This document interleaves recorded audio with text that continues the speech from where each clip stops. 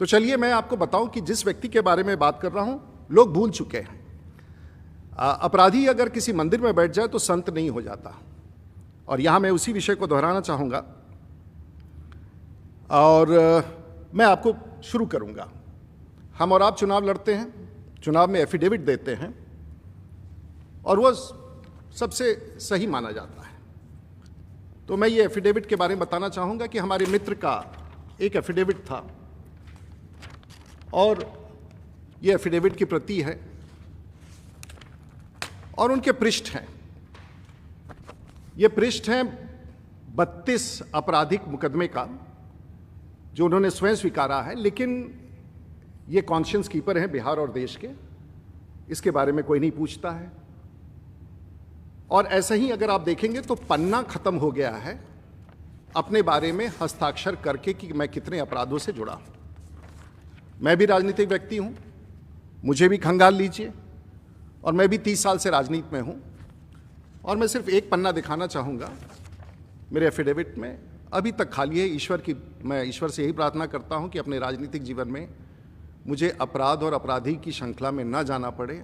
ईश्वर मुझे ताकत दे कि ऐसे ताकतों के खिलाफ मैं लड़ता रहूं। मैं जानता हूं कि अपराधी के खिलाफ तो कार्रवाई करना आसान होता है, लेकिन राजनीतिक अपराधी के खिलाफ कार्रवाई करना संभव नहीं होता है, क्योंकि उसके पास उसी ताकत का, राजनीतिक ताकत का संरक्षण मिलता है। और उस राजनीतिक संरक्षण के सामने हम सब भी झुक जाते हैं, शासन भी कई बार झुक जाता है और दबदबे के साथ ताकत दिखा करके शासन के लोगों को भी झुकाने का प्रयास करता है ताकि आपराधिक पृष्ठभूमि समाप्त हो जाए। ये अपराध सामान्य नहीं है साहब। मैं नहीं बोलना चाहता था, मेरा कोई लेना देना नहीं। वो मधेपुरा की राजनीति करते हैं, मैं सारण का राजनीति करता हूं। और मैं आभार व्यक्त करना चाहूँगा सारण कमिश्नरी के लोगों को और उत्तर बिहार के लोगों को। हम अपराध की दुनिया से अलग हैं, शांति में हैं, हम ना कोई दंगा चाहते हैं। और हमारे हर समाज के लोग सारण जिला में सुख शांति से रहते हैं, चाहे किसी भी पॉलिटिकल पार्टी के हों, कोई भी विधायक हो, आरजेडी का हो, कम्युनिस्ट का हो, कहीं का हो। हम सब चुनाव तक लड़ते हैं और चुनाव के बाद जाकर के हम सब लोग साथ मिलकर विकास का काम करते हैं। और आज तक मेरे पॉलिटिकल लाइफ में मुझे, आप सबको पता है कि मैं सारण का सांसद रहा हूँ, छपरा का सांसद रहा हूँ।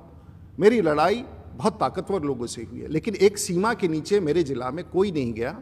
और मैं उन लोगों का नाम नहीं लेना चाहता हूं। मैं इतना जरूर कबूल करूंगा कि एक आपराधिक रूप से कभी किसी ने पॉलिटिक्स नहीं किया मेरे जिला में, और मैं उन लोगों का आभार व्यक्त करता हूं जो सीमा। तो ये चलिए आप इनका एक पृष्ठभूमि देखिए, और ये पत्रकारों के लिए है। जब आप ऐसे व्यक्तियों का 70 धाराएं हैं 31 केसेस में, और ये डकैती का है, राइटिंग का है, आर्म्स का है, थेफ्ट का है, कॉन्स्पिरेसी का है, क्रिमिनल इंटिमिडेशन का है, एब्डक्शन का है, ब्राइबरी का है, पब्लिक ऑर्डर।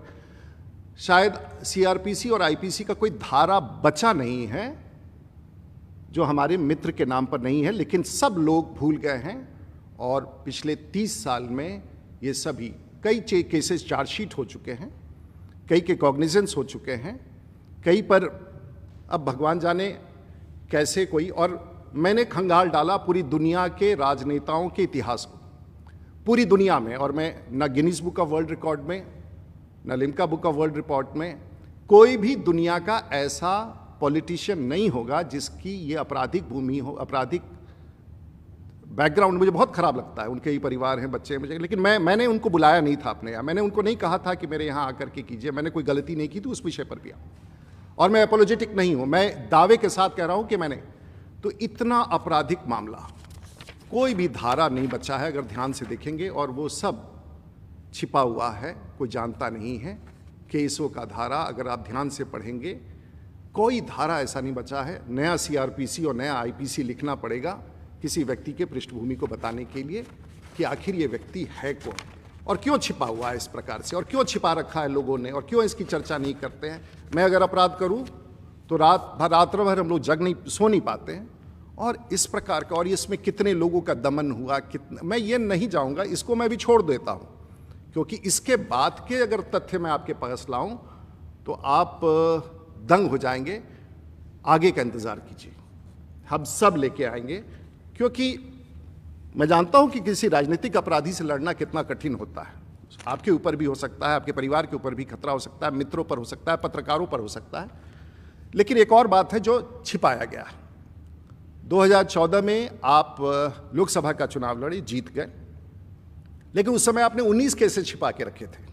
17, 18, 19, 25 अनुसंधान का क्रम जारी है।